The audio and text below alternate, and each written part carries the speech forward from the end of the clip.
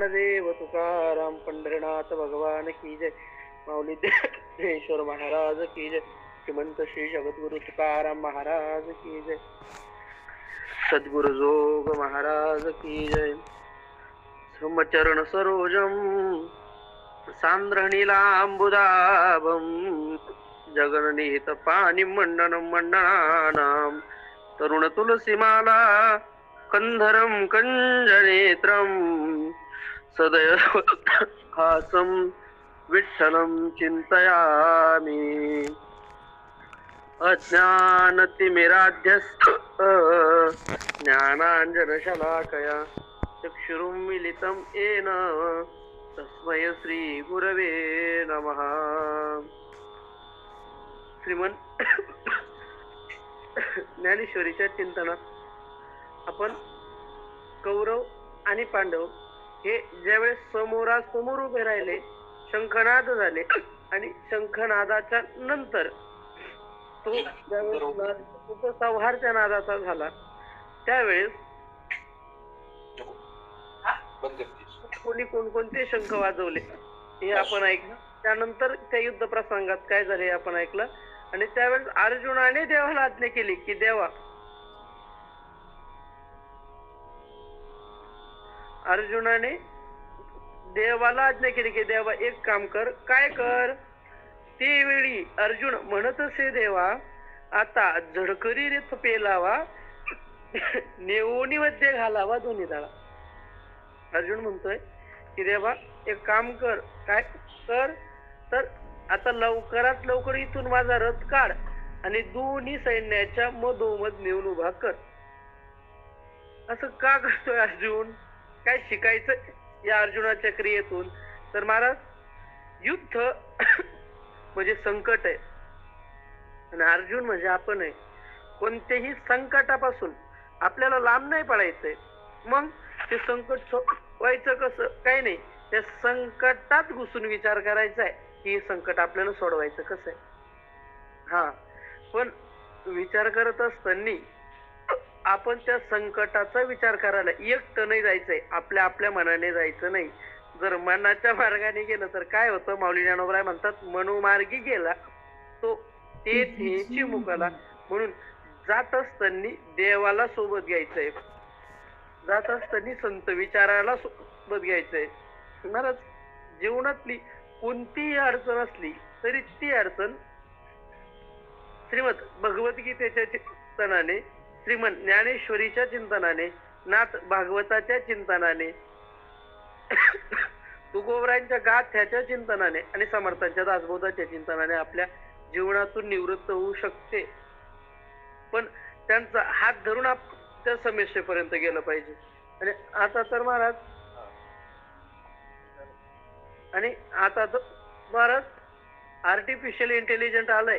Mobile वर आपण याच्या मदतीनं गीतेचा सारांश ऐकू शकतो. आपल्याला पडलेले प्रश्नही टाकू शकतो, विचारू शकतो की गीतेच्या माध्यमातून उत्तर द्या. तेही आता इंटरनेटमुळे शक्य झालंय. तर त्या संकटाच्या मध्ये जायचंय. म्हणून अर्जुन म्हणतोय की देवा आता झडकरी रथ पेलावा आणि नेवणी मध्ये घालावा दोन्ही दळा. दोन्ही दळाच्या मध्ये देवा माझा रथ नेऊन घाल. अरे पण तिथं नेऊन तुला त्या रथात तिथं नेऊन काय करणार आहे तू? तिथं गेला म्हणजे काम झालं का? तर अर्जुन देव म्हणतो देवा तिथं ने माझा रथ उभा कर आणि उभा करून मग मी तिथं काय करल? श्लोक क्रमांक 22. या अवधेता निरीक्षेहम योद्धु कामानवस्थितान कैर्मया सह योद्धव्य मस्मिन रण समुद्यमे योत्स्यमानानवेक्षेहम येतेत्र समागतः धार्तराष्ट्रस्य दुर्बुद्धेर युद्धे प्रिय चिकीर्षवः. काही जणांच्या ज्ञानेश्वरीमध्ये एकच श्लोक असेल आणि त्या श्लोकाखाली चिंतन असेल तर ते बघून घ्या. तर अर्जुन म्हणतो देवा त्या ठिकाणी रथ ने आणि काय कर? तो रथ नेऊन मला काय अपेक्षा आहे? तर अर्जुन म्हणतो यावदेता निरीक्षेहम योद्धु कामानवस्थितान कैर्मया सह योद्धव्य मस्मिन रण समुद्यमे तो अर्जुन म्हणतो की हे समोर जे उभे आहेत यांच्यापैकी माझ्याशी युद्ध करण्यास योग्य आहे ते मी बघतो. म्हणून युद्धाचा नियम आहे की कोणीही कोणाशी भांडत नसतं. हा नियम राक्षस सुद्धा पाळायचे. काय की ज्या त्या योग्यतेचाच माणूस त्याच्या समोरच्या योग्यतेसोबतच काय करायचं तर लढायचं. आता तुम्ही बघा स्पर्धा होत असताना वजनी गटात स्पर्धा होत्या. 55 किलो वजनी गट, 75 किलो वजनी गट, 85 किलो वजनी गट. का तर ते सारखे ताकदीचे म्हणून त्यांच्यात ती झुंज ती स्पर्धा काय केली जाते तर घेतली जाते. कोणताही क्षत्रिय राजा असला थोडस पाणी आणि गुळ घेताय का महाराज? थोडं गुळ आणि पाणी, थोडीशी उचकी राहील. हा थोडस पाणी प्या मध्ये थोडस. हे पाणी हा थोडस चालतच आहे. उचकी नाही थांबते.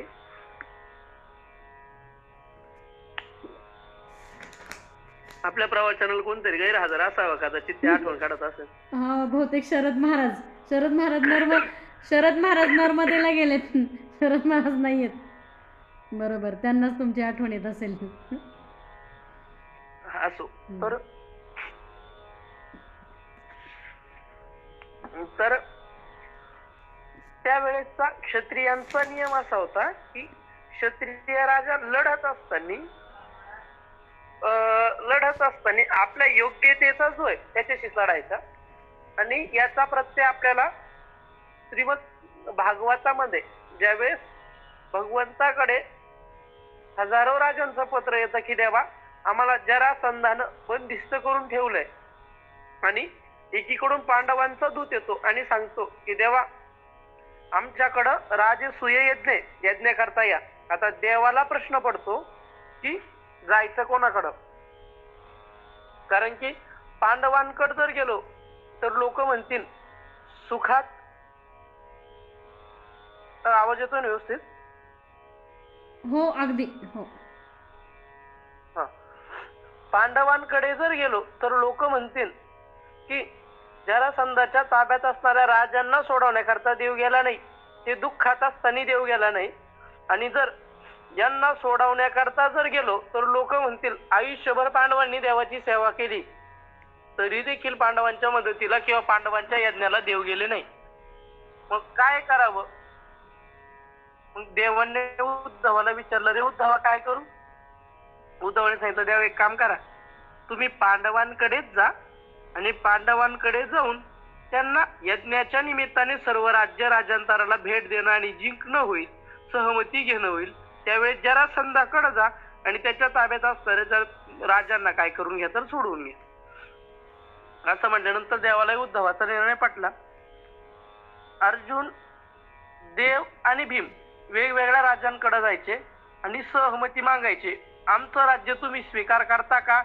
हा तर ठीक आहे, नाही तर युद्ध करा. असं करत चालले होते. आणि मग देवाच्या लक्षात आलं की जरासंधाकडे जायचं अजून बाकी आहे, त्या राजांनी केलेली विनंती अजून बाकी आहे. मी काय सांगतोय लक्षात आहे ना? त्यावेळेस क्षत्रियांचा नियम होता की जो आपल्या बरोबरीचा आहे त्याच्याशी युद्ध करायचं. म्हणून अर्जुन म्हणतोय की मी बघतो यांच्यात माझ्या योग्यतेचा कोण आहे. तर भगवंत अर्जुन आणि भीमदादा त्या जरासंधाकडे गेले. पण विचार केला सैन्य नेऊन सैन्याची मारहाण करण्यापेक्षा आपणच प्रत्यक्ष जेवणाला भेटू. पण देवानं युक्ती केली की हा जरासंध राक्षस जरी असला, दुष्कर्मा जरी असला तरी देखील हा ब्राह्मण भक्त आहे, याची ब्राह्मणांवर श्रद्धा आहे.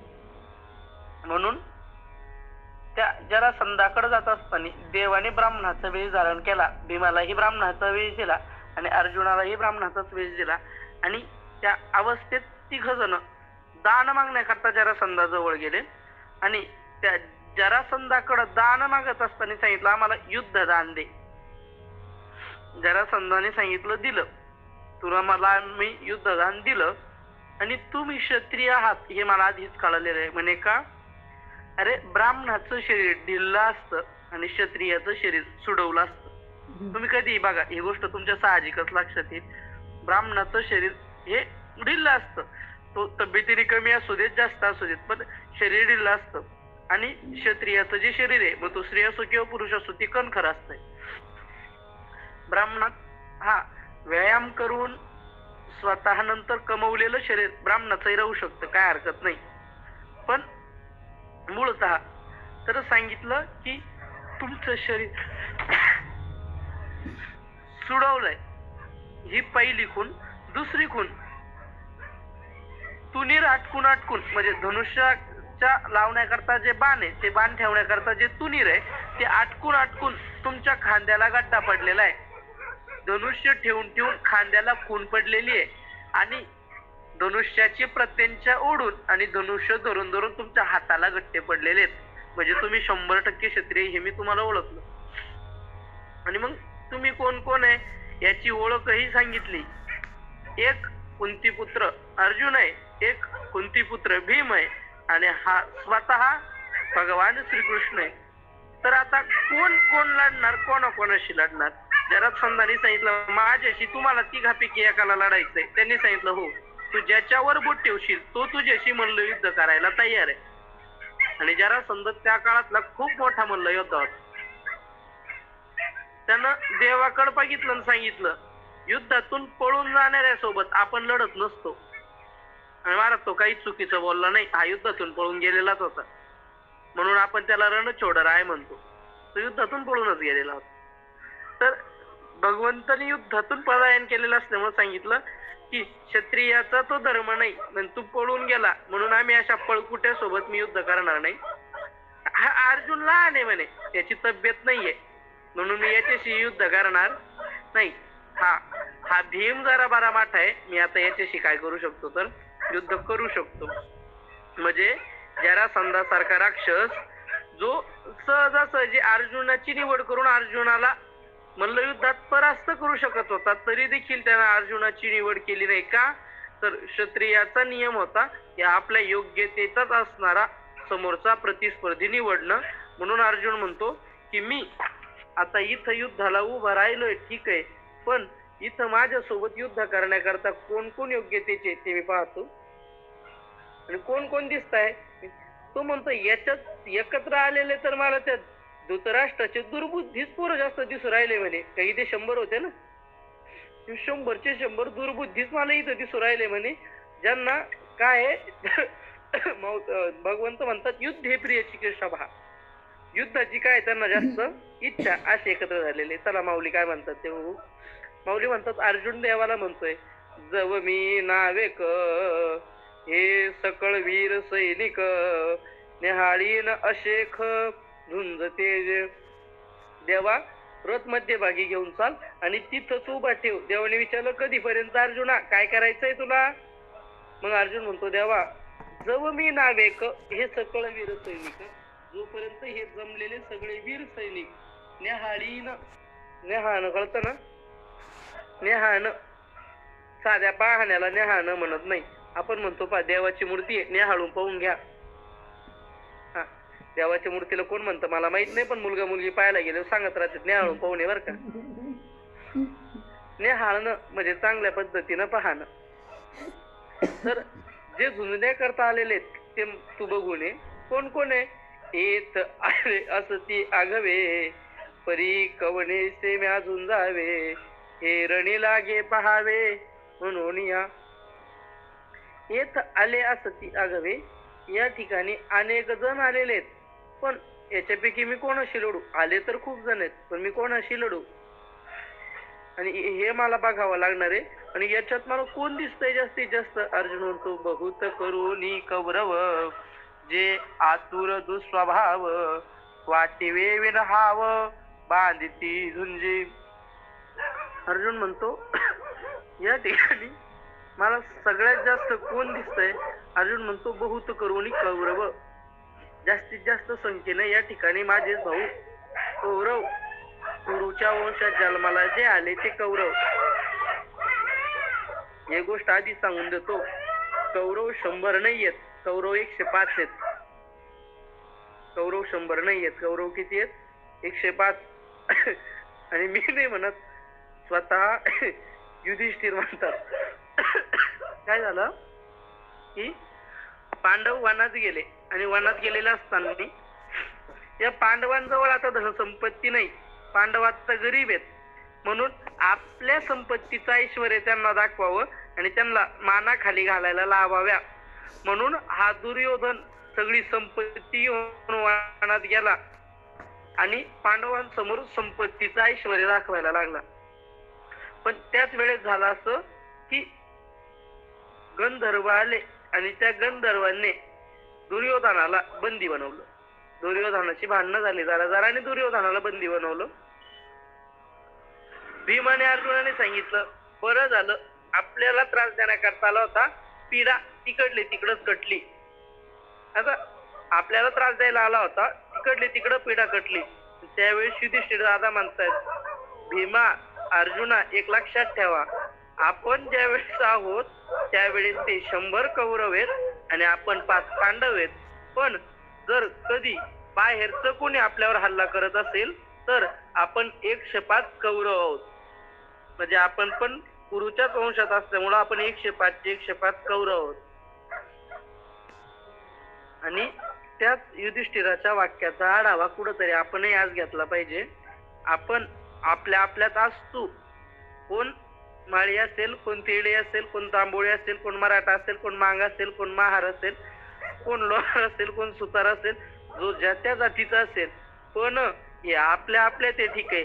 बाहेरचा जर उराव येत असेल तर आपण हिंदू आहोत, आपण हिंदू आहोत, ही भावना आपल्यात जागली पाहिजे.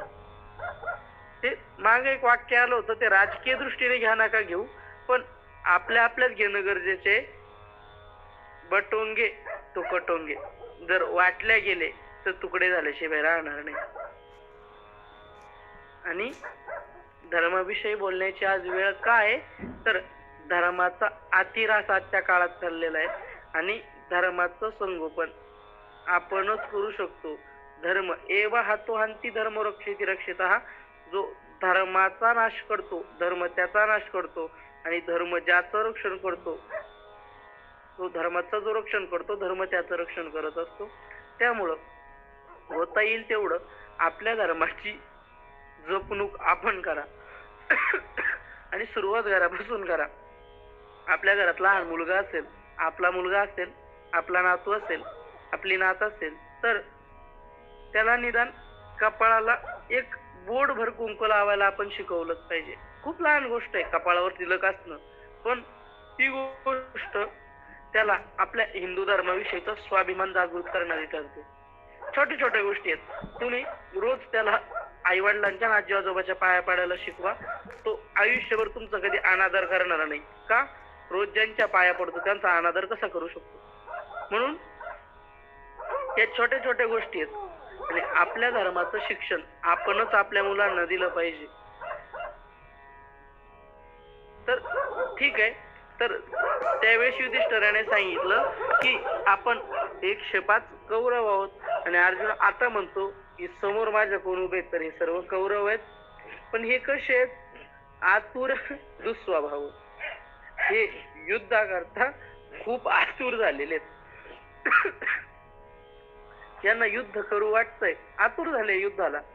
आणि त्यांचा स्वभाव कसा आहे? अर्जुन म्हणतो दुःस्वभाव. त्यांचा स्वभाव कसा आहे? दुःस्वभाव आहे, वाईट स्वभाव आहे. त्यांचा स्वभाव जर चांगला असता तर युद्धापर्यंत गंमत आलीच नसती.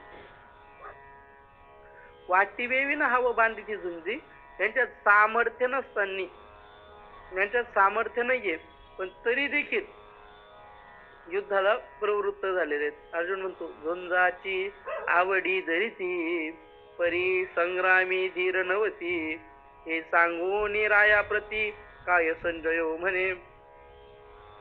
झुंजीची आवडी धरती परी संग्रामी धीर नव्हती.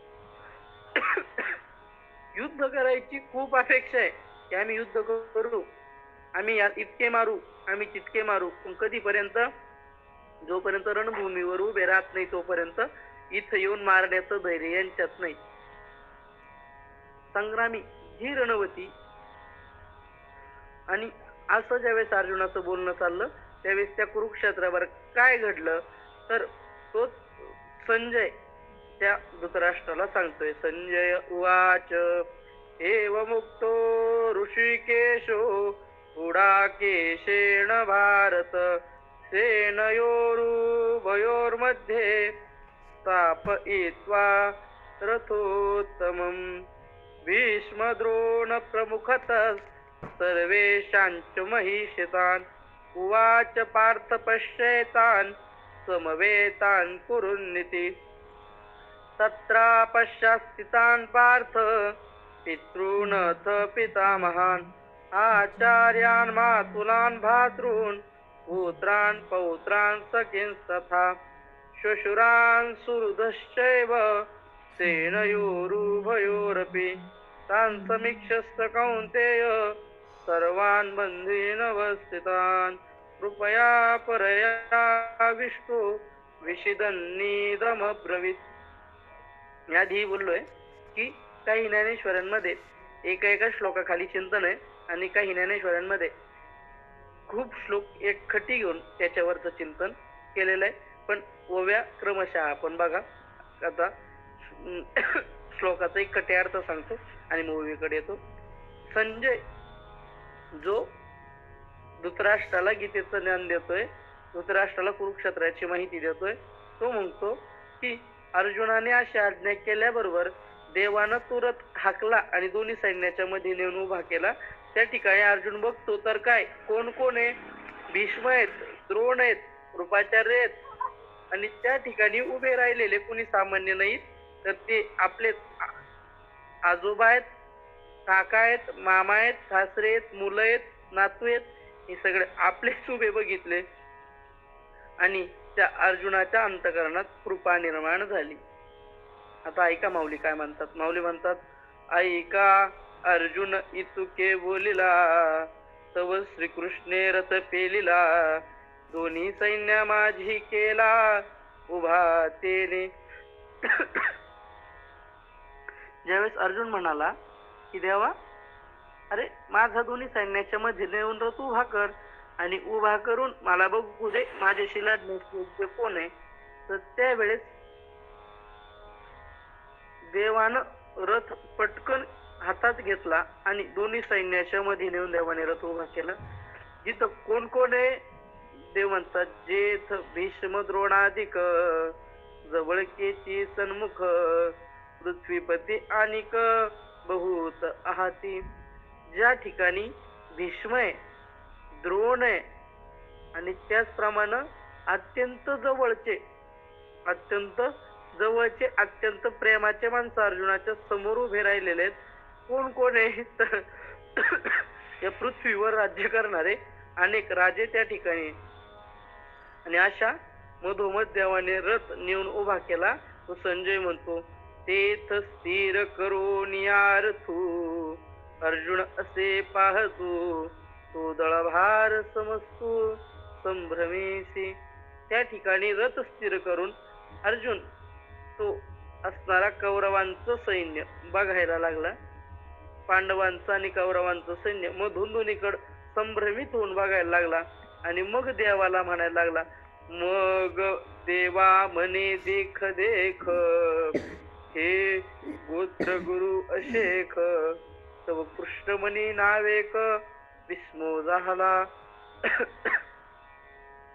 आणि युद्धाला गेलेला अर्जुन तिथं उभा राहिला आणि मग त्या रथातून बघतो तर काय कोण कोण दिसलं त्याला, आपलेच गुरु आपलेच आजोबा दिसले. आणि मग देवाला तो अर्जुन म्हणतो, देवा रे हे बघ या ठिकाणी युद्धाला दुसरं कोणी उभं नाहीये. मग कोण आहे तर गोत्र गुरु अशेख, माझं गोत्र म्हणजे माझं कुळ आहे, माझे गुरु आहेत आणि सगळे माझे सखी संबंधी आहे. आणि असं अर्जुन ज्या वेळेस म्हणाला त्यावेळेस कृष्णा म्हणे नावेक विष्णू झाला. त्यावेळेस देवाला आश्चर्य वाटलं. महाराज हा गेला कशा करताय तिथं युद्धा करता आणि तिथं जाऊन हे माझे पाहुणे आहेत, हे माझे गुरु आहेत असं करू राहिलाय म्हटलं विशेष वाटायलाच ना. समजा मी इथं प्रवचना करता ज्ञानेश्वरी चिंतना करता तुम्ही माझी नियुक्ती केली आणि मी इथं आल्यावर सुरू करायचं, हो आज दिवसभर मी कांद्याला पाणी भरलंय, हे औषध मारलंय, घसा दुखत होता म्हणून दवाखान्यात जाऊन आलोय, हे मी असं केलंय. आता हे सांगण्याकरता जर मी सुरू केलं तर मग तुम्हाला नवल वाटेलच ना. राव आज वैभव महाराजांचं काय चालू झालं सांगायला. का तर हा उभा कशा करता राहिलाय ज्ञानेश्वरी सांगण्याकरता. आणि आता उभा राहून काय करतोय तर घरच्या गप्पा मारतोय, संसाराच्या गप्पा मारतोय. तसंच देवाला झालं, अरे अर्जुन युद्धाला उभा राहिला आणि इथं येऊन नाते पाहू राहिला.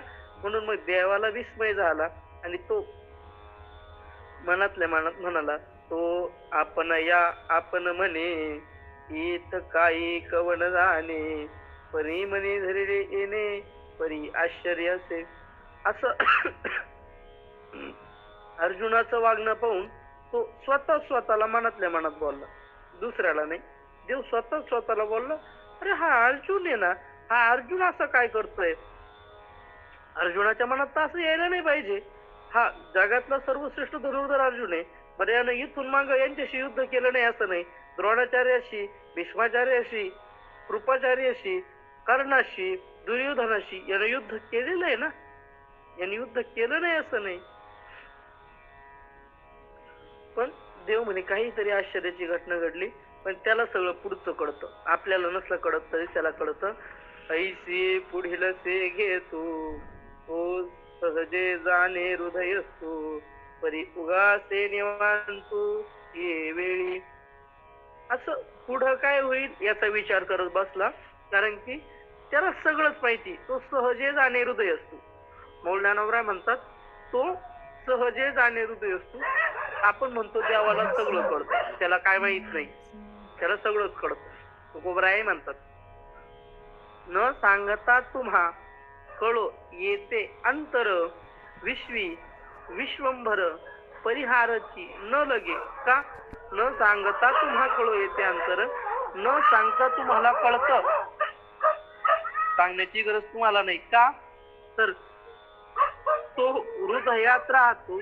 विचार कुठे हृदयात आते आणि तो पण आत राहतो, म्हणून त्याचं नाव नारायण आहे. नरस्य आयने तिचा हा नारायण हा मनुष्याच्या हृदयात राहतो, म्हणून तो नारायण.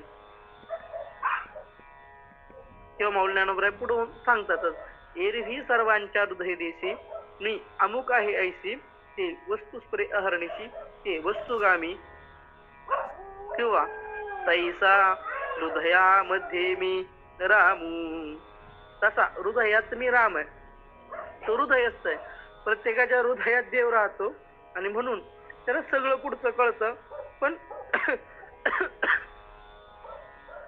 तरी उगा असे निवांत. पण देवानं विचार केला, एवढे प्रवचन ऐकणारी सगळे निवांत आहे, तर मग मी कशाला डोकं लावू, मी पण निवांत राहतो. मग असं ज्या वेळेस झालं त्यावेळेस अर्जुनानं काय केलं, तव तीर्थ पार्थ सकळ पितृ पितामह केवळ, गुरु बंधू मातुळ देखता झाला. त्यावेळेस अर्जुनाने आपले सगळे पितृ पितामह म्हणजे पितृ शब्दाचा अर्थ वडिलांच्या योग्यतेचे जे जे ते, म्हणजे त्याच्या वडिलांच्या वयाचे जे मित्र आहेत, काके आहेत. आता समजा मावशीचा जर नवरा असेल, वडिलांचे जर भाऊ असेल, तर ते म्हणतात हा आमचा मुलगा आहे, हा आमचा मुलगा आहे. नात्याने मी त्याचा बाप लागतो, तो माझा मुलगा आहे.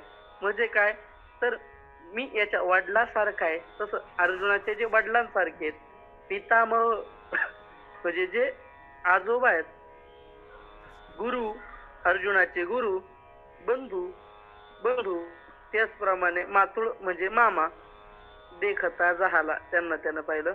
इष्ट मित्र आपुले कुमरजन देखिले, हे सकळ ही असती आले तया माझी.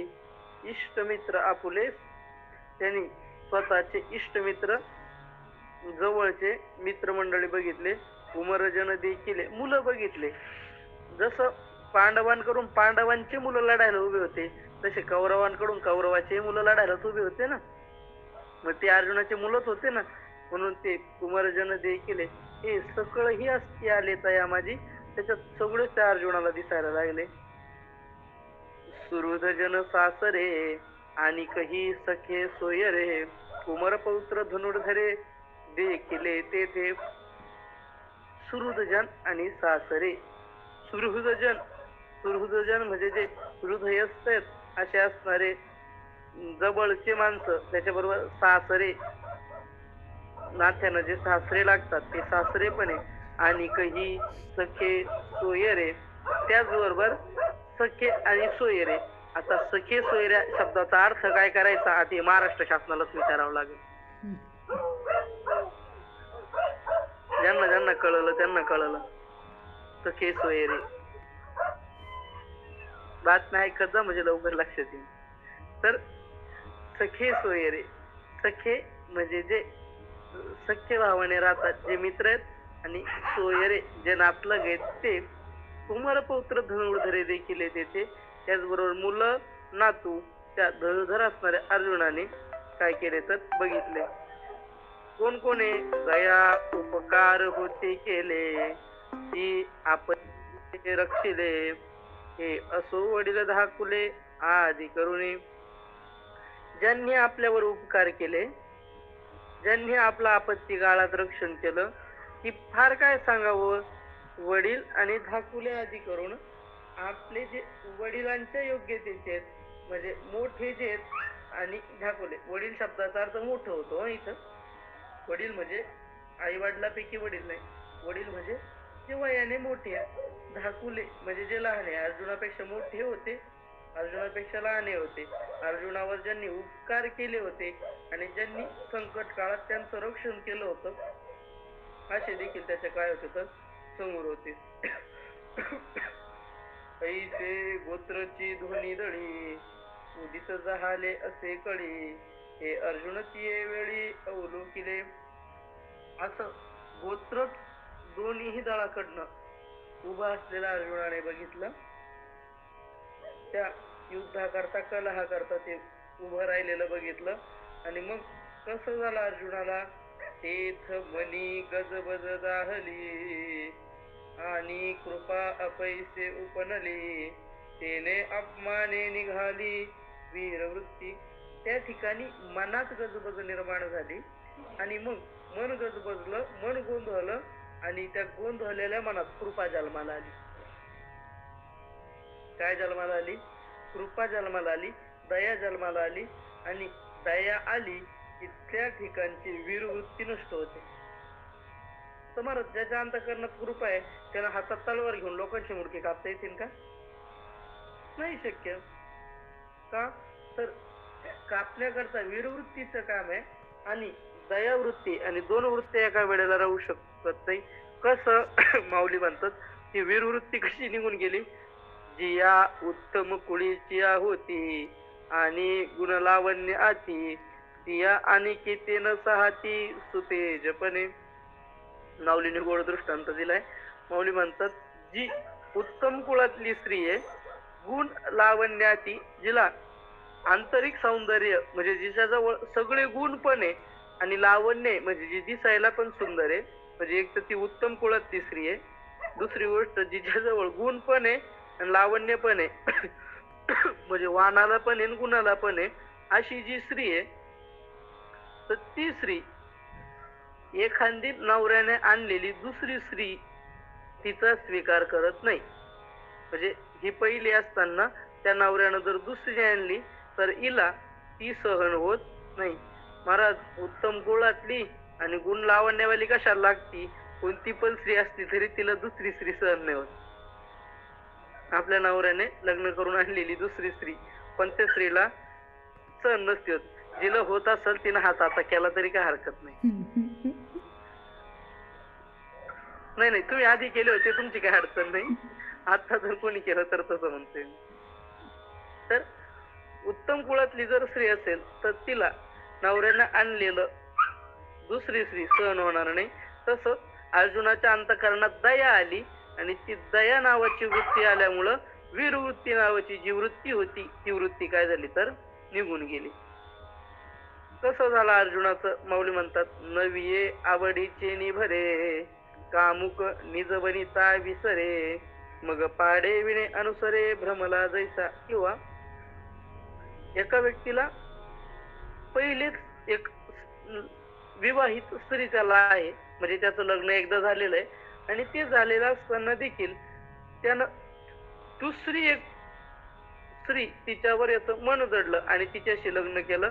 ती नवीन आलेली नवरी तिच्याकडं हा कामुक दृष्टीने आसक्त झालेला पुरुष तिच्यावर जास्त प्रेम केल्यामुळं निज वनिता विसरे, जी खरी आपली पत्नी आहे तिचा त्याला काय पडतो तर विसर पडतो.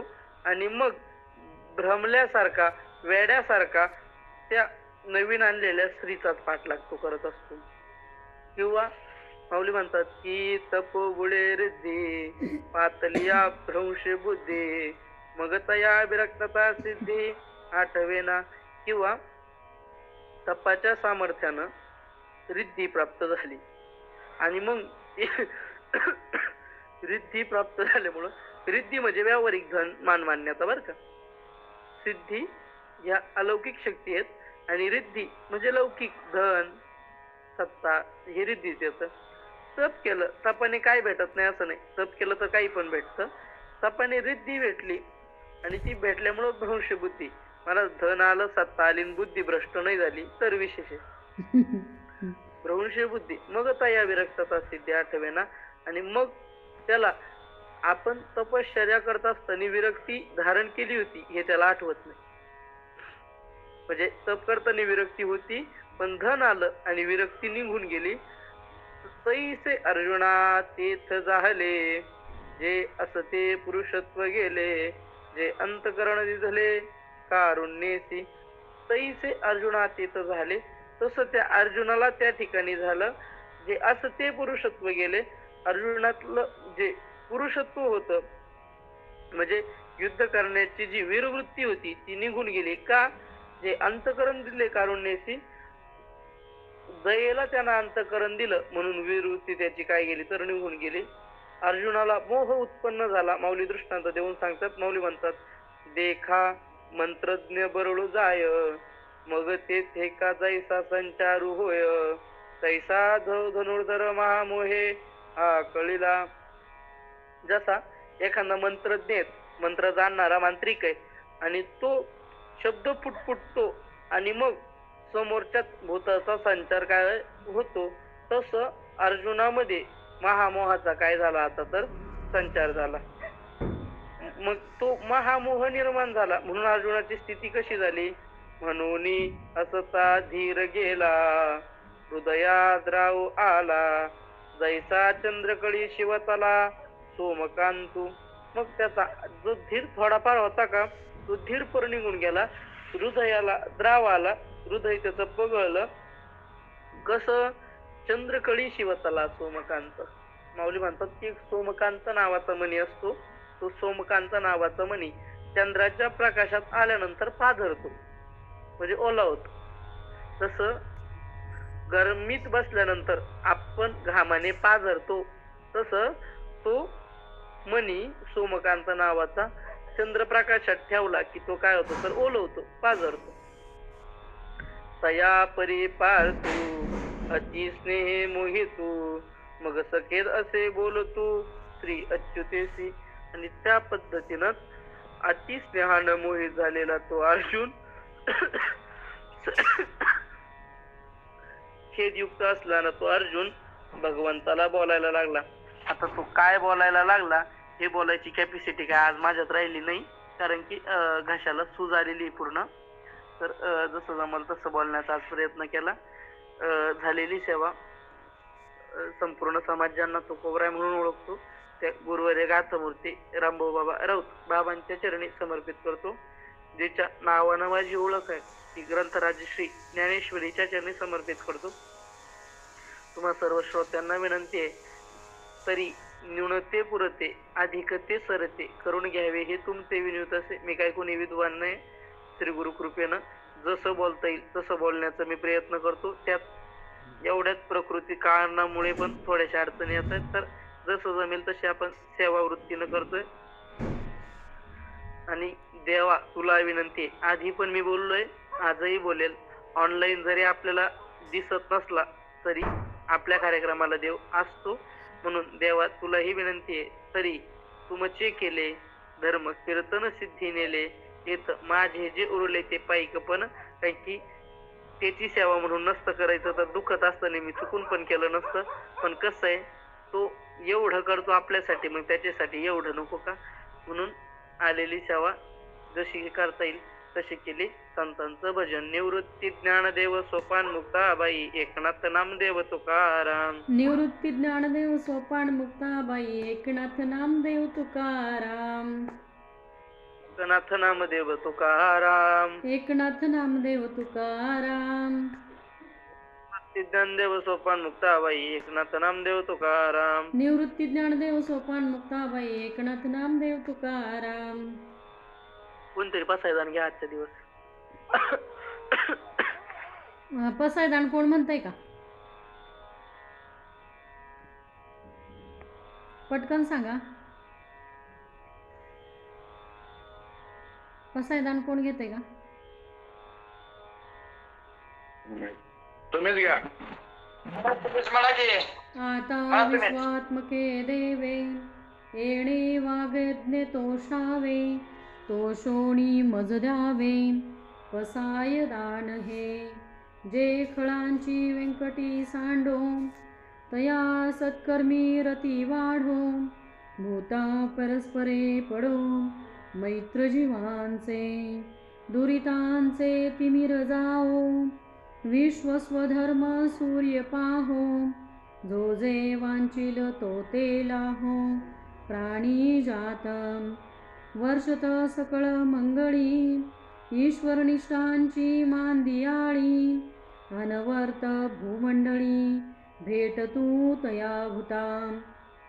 चला कल्पतरूचे आरव, चेतना चिंतामणीचे गाव, बोलते जे अर्णव पीयूषांचे, चंद्रमे जे अलांछन, मार्तंड जे तापहीन, ते सर्वाही सदा सज्जन, सोय रे होतो किंबहुना सर्व सुखी, पूर्ण होऊनी तिही लोकी, भजिजो आदिपुरुषी अखंडितम, आणि ग्रंथोपजीविये विशेषी लोकीये, दुष्टान दुष्ट विजये होवा वेजी.